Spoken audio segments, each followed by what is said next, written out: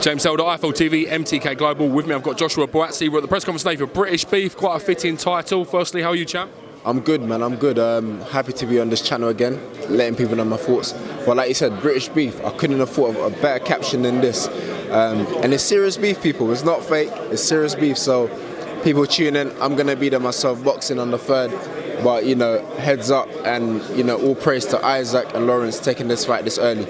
Two fighters, no doubt you'll be familiar with. How do you see the fight between Coley and Chamberlain playing out? Good question. The thing is, I've sparred many rounds with both of them. That's the thing, many rounds. And how do I see it coming out? I think, for me, the danger is Lawrence landing a right hand. If he lands that shot, the pillars are coming out. The night is over. We're wrapping up. We're going home. And the flip side for Isaac, he's really cute.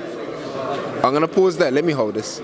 Yeah? All right, so for Isaac, he's really cute. That's the thing about him. So it's a matter of, with the cuteness and the skills that he's got, if he's able to stay out of Lawrence's punches, then there's victory there. Do you know what I mean? So for me, it's a two-way thing. Is one man going to land the shot or keep it at the distance that suits him, or is the other guy going to maneuver himself around properly and to kind of be in a position where he's not taking shots and landing shots? So I don't know the answer. I'm going to be there, you're going to be there. People, just make sure you're there yourself. Why do you think Isaac and Lawrence dislike each other so much? I know they're rivals because they're in the same division, but it seems to be a genuine dislike between them. Why do you think that is? I would say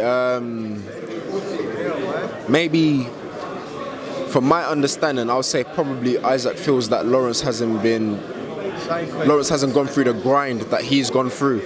So he might feel that Lawrence has probably had it a bit easier, but for me, I could say that's not the case, because being on an Olympic team with him, qualifying is probably harder than the actual Olympic Games. So I take my off to Lawrence. He went to the Olympics, he qualified. And from Lawrence's part of view, he feels probably disrespected that someone is downplaying some of the achievements that he's done. So obviously he's like, look, you're taking a mick. I've had to work hard to qualify and then also go to the Olympic Games. So maybe a misunderstanding, or one man just doesn't rate the other, and the other guy's saying, if you don't rate me, cool, let's get in the ring and see what happens. You work closely with Anthony Joshua, and there's been a lot of talk potentially about his next opponent. Will it be Joseph Parker for the unification clash?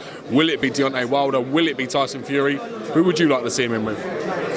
Good question. I don't know who it's going to be, but I would prefer to see him in with Parker than Wilder. So I think Parker's got the WBO, I'm not sure, collect that one and then settle everything with Wilder. And talk about Wilder, I think he reminds me of Coley. Very slim, but really heavy hands. Does things probably the wrong way. It looks awkward, but is very effective. So again, in that order, Parker then Wilder. Who do you think will be the most dangerous fight for Anthony Joshua, Tyson Fury included, out of the three fighters we're talking about? I would have to say it's Fury, all day long, Tyson Fury. No one can take away what he did on that night. And the funny thing is, that night I was going to Brazil for the Olympic test event. Not the actual Olympics, the test event. So we were all bunched up in a pub somewhere near Heathrow, the airport, and watched him do that, and we flew out the next day. So hats off to what he did then. And you know, not just myself, but everyone wishes him all the best in terms of coming back, getting back to the big stage and doing what he does best. So I'm looking forward to his return. Big fights potentially for yourself in the light heavyweight division. Are you looking to actively step up opposition 2018? Have you got your eyes on that British title? To be fair, what I would say is I've got my eyes on all the light heavies in no particular order.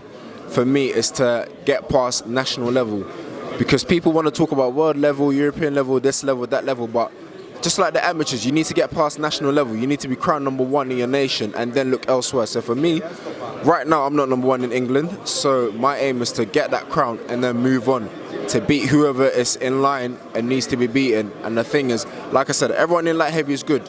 They're all good, but I believe I'm a good fighter myself, and at the right time, I'll take them all on. Joshua Buatsi, have a good Christmas. Thank you very much for talking to IFL TV, champ. We do appreciate it. Appreciate that. Everyone have a good Christmas, a good New Year. Remember, Feb the 3rd, tune in. We're going to be out there. Bless up. Thank you. Nice one, Josh. Thank you, champ.